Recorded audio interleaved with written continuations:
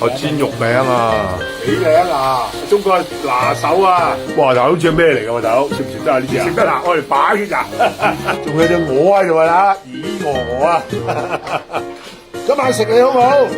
啊唔好啊，好啊唔嘅，唉咁我食你啊嗱，有嘢食餸啊？食咩啊？啲本地琵琶。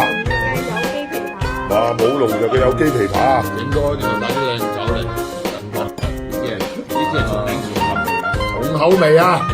重口味啊，咁香嘅，咩啊？咁香嘅，係因為佢啲因為佢支酒年紀大咗15年㗎啦，08啊嘛，佢係開始走下坡㗎啦。如果你早將佢醒酒器做咧，頭嗰半個鐘就仲有果香，咁之後咧就差唔多冇。